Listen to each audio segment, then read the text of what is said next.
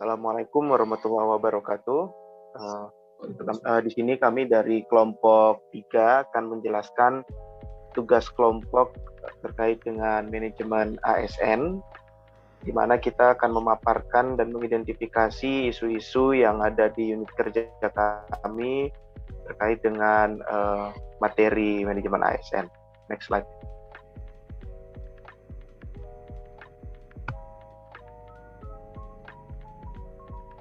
Dari hasil diskusi yang sudah dilakukan oleh kelompok kami, di sini kami ada mengidentifikasi 3 isu. Yang pertama itu adalah isu terkait pengembangan kompetensi ASN, di mana ada beberapa dampak di sini yang kami identifikasi apabila isu ini tidak diselesaikan. Yang pertama itu terkait dengan kompetensi ASN yang tidak sesuai dengan apa yang dibutuhkan oleh individu ataupun unit kerja terkait. Lalu yang kedua, kompetensi ASN yang tidak sesuai dengan kebutuhan dan tuntutan pelayanan publik, baik saat ini maupun nanti di masa depan. Dan yang ketiga, di mana cara-cara konvensional yang masih tetap akan digunakan, jadi sehingga tidak ada pembaruan di dalam proses bekerja. Lalu isu yang kedua sendiri yaitu terkait dengan peralihan dari jabatan struktural ke jabatan fungsional. Seperti kita ketahui, di sini merupakan visi dan misi dari Bapak Presiden sendiri untuk melakukan efisiensi birokrasi, di mana adanya pemangkasan jabatan struktural dan pengalihan dari jabatan struktural ke jabatan fungsional.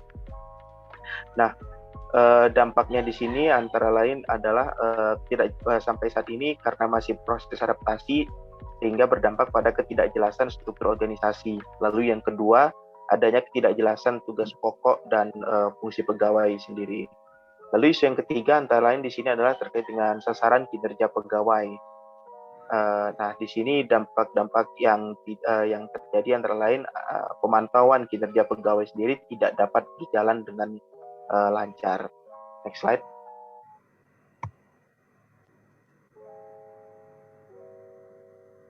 Nah, berdasarkan dari isu-isu yang ada ini, kami sudah mengidentifikasi terkait dengan urgensi yang terkait dengan urgensi dan juga tingkat prioritasnya, mana isu-isu yang menurut kami harus diutamakan untuk dicarikan solusinya dan pemecahan masalahnya atau diselesaikan terlebih dahulu.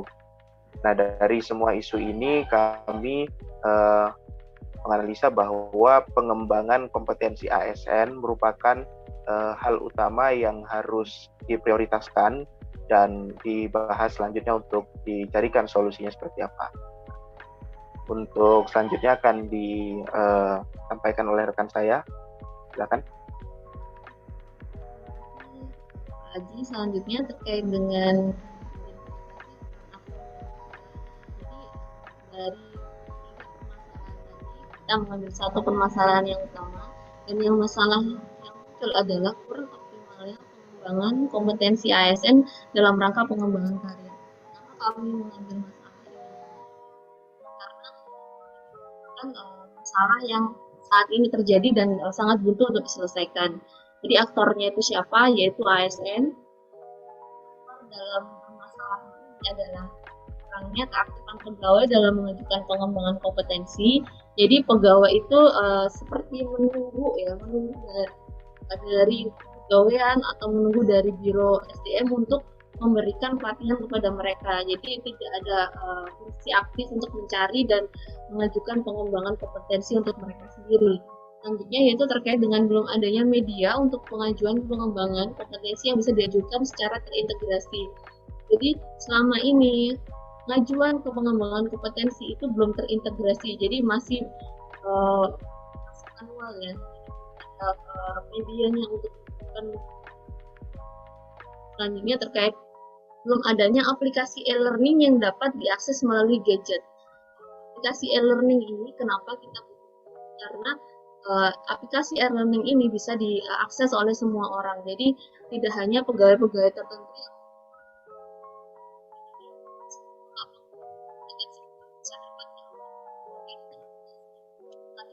sosialisasi mengenai pengajuan yang diajukan secara mandiri.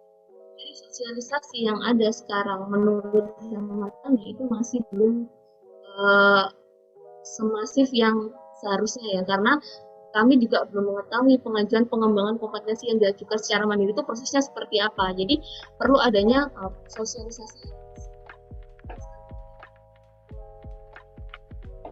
Slide. Mohon maaf, Mbak Devia, mic-nya bisa dipegang saja biar lebih jelas. Oh ya. Nah, selanjutnya terkait dengan akar masalah. Jadi kita jadi 3 hal yang merupakan akar masalah kita, yaitu yang pertama motivation. Motivation ini yaitu kurangnya keaktifan pegawai dalam mengajukan pengembangan kompetensi. Jadi tadi yang saya jelaskan, pegawai itu lebih cenderung untuk menerima atau mereka belum mengajukan secara intensif ya kepada kepegawaian atau SDM untuk memberikan pengajuan pengembangan kompetensi. Selanjutnya terkait dengan mesin, yaitu belum ada media untuk mengajukan pengembangan kompetensi yang bisa diajukan secara terintegrasi. Nah, selanjutnya, belum ada aplikasi e-learning yang dapat diakses melalui gadget. Untuk metode, kurangnya sosialisasi mengenai pengajuan kompetensi yang diajukan secara mandiri. Next slide. Nah, ini untuk fishbone-nya yang tadi kami jelaskan, yaitu untuk mesin belum ada aplikasi e-learning yang dapat diakses melalui gadget atau handphone, belum ada media untuk pengajuan pengembangan kompetensi yang bisa diajukan secara terintegrasi. Kita klasifikasikan di mesin.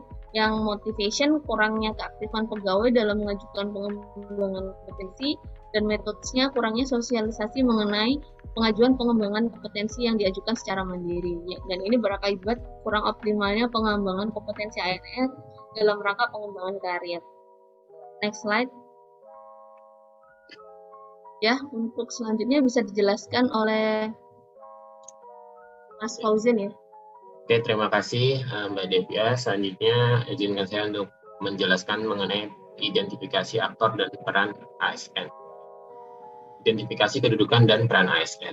Jadi ada 2 yang kami simpulkan mengenai kedudukan dan peran ASN, yaitu yang pertama, pegawai ASN berkedudukan sebagai unsur aparatur negara yang menjalankan kebijakan yang ditetapkan oleh pimpinan instansi pemerintah, serta harus bebas dari pengaruh dan intervensi semua golongan dan partai politik. Jadi kedudukan ASN di sini itu sesuai dengan apa yang telah SK yang telah diberikan kepada masing-masing ASN, dan masing-masing ASN itu harus bersifat independen. Independen di sini yaitu bebas dari pengaruh dan intervensi semua golongan, terutama partai politik. Kemudian yang kedua yaitu peran ASN itu sebagai perencana, pelaksana, dan pengawas penyelenggaraan tugas umum pemerintahan dan pembangunan nasional melalui pelaksanaan kebijakan dan pelayanan publik yang profesional, bebas dari intervensi politik, serta bersih dari praktek korupsi, kolusi, dan nepotisme. Ya, jadi peran ASN di sini tertuang di manajemen ASN, yang mana sebagai ASN kita harus memiliki nilai profesional, bebas dari intervensi politik, serta bebas dari praktek KKN, sehingga nanti ASN dalam melayani masyarakat bisa dengan maksimal. Kemudian hasil analisis dari akar masalah yang telah disampaikan oleh Mbak Devia tadi, yaitu kami simpulkan menjadi 3 cabang juga, yaitu motivation, machines, dan methods. Di motivation tadi kami menyimpulkan ada hasil yaitu melakukan sosialisasi dan penyuluhan dengan metode yang lebih menarik untuk pegawai. Jadi hal ini dilakukan supaya pegawai atau ASN lebih aktif untuk mengajukan pengembangan kompetensi secara mandiri, tidak hanya menunggu dari pihak kepegawaian atau biro SDM, namun ASN atau masing-masing pegawai bisa tahu di mana dia membutuhkan pengembangan kompetensi di bagian mana. Kemudian di machines kami menyimpulkan dengan membuat sistem aplikasi online yang terintegrasi yang dapat diakses kapanpun dan dimanapun, sehingga bisa memudahkan para ASN untuk mengajukan pengembangan kompetensi. Kemudian di bagian methods, kami memiliki hasil untuk membuat standar prosedur yang jelas dan spesifik mengenai pengajuan pengembangan kompetensi secara mandiri. Kemudian di sini saya akan menyampaikan identifikasi gagasan solusi. Jadi kami mempunyai 4 solusi yang ditawarkan, yaitu yang pertama menyusun materi untuk konten sosialisasi dan penyuluhan dengan konsep yang lebih interaktif guna meningkatkan motivasi pegawai dalam mengajukan pengembangan kompetensi secara mandiri.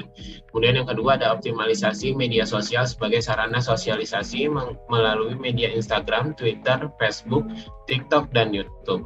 Kemudian yang ketiga itu bekerja sama dengan Pusdatin untuk mengembangkan sistem aplikasi berbasis web service yang terintegrasi untuk sistem pengembangan kompetensi secara mandiri.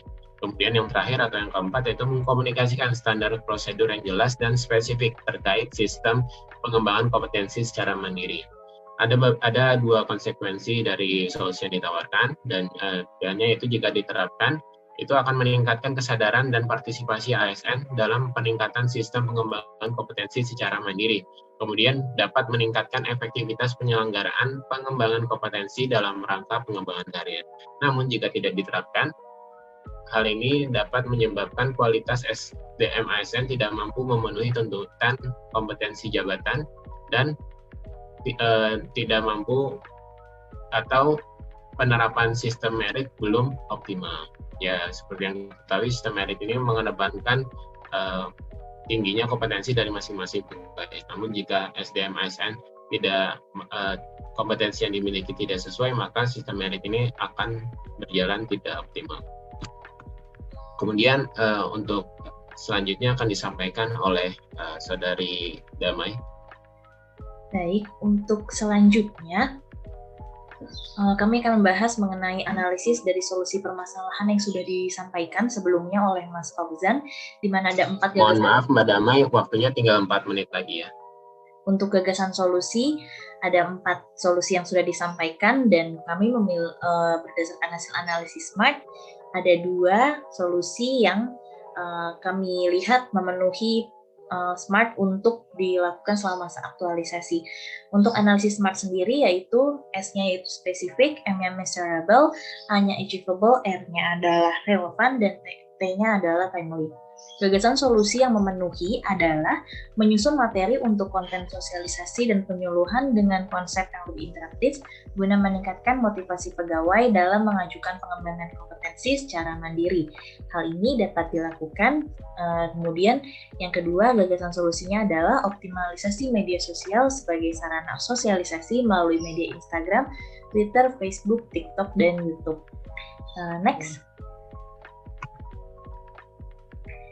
Berdasarkan solusi yang sudah disampaikan dan memenuhi kriteria SMART, maka kami menyusun tahapan kegiatan, yaitu mengumpulkan peraturan dan SOP terkait sistem pengembangan kompetensi dalam rangka pengembangan karir. Nah, pada tahapan ini kami akan mengumpulkan dan melihat peraturan apa saja yang sudah dilaksanakan selama ini. Setelah itu, pada tahapan kedua, kami akan melakukan telaah terhadap peraturan dan SOP terkait sistem pengembangan kompetensi dalam rangka pengembangan karir. Melakukan telaah ini penting untuk dilakukan karena kami harus melihat apa kondisi peraturan dengan kondisi yang ada pada lapangan.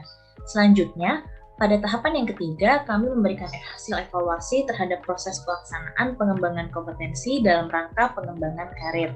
Hasil evaluasi ini berdasarkan peraturan yang sudah kami telaah dan juga berdasarkan kondisi lapangan. Selanjutnya, pada tahap keempat, melakukan implementasi atas solusi yang telah disusun berdasarkan tahapan yang telah dilakukan pada tahapan 1 sampai pada tahapan 3.